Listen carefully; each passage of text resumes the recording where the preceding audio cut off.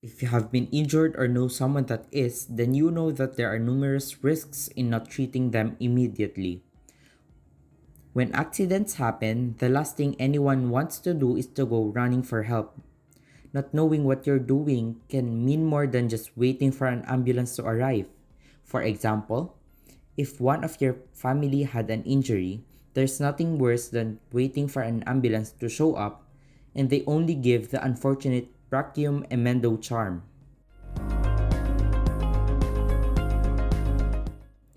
Knowing the first aid will allow you to go over some of the most common injuries and how they can be potentially treated in order to prevent even further injury.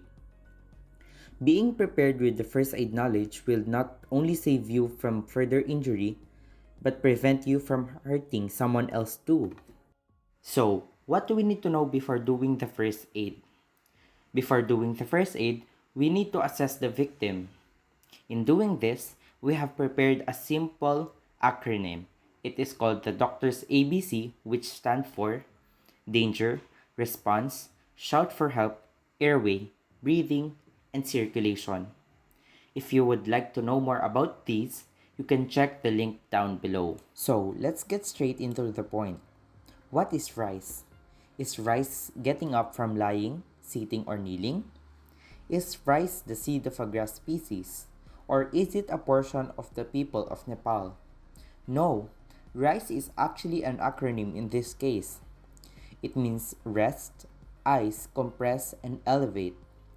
First is to rest. Let the victim rest to relieve the pain. Next, ice. Apply a cold compress on the affected area using ice. Compress means to apply force to compress the affected area. And lastly, to elevate. Elevate the wound above the heart. And this ends our video about the RICE technique. We hope you learned something and see you on the next one. Bye!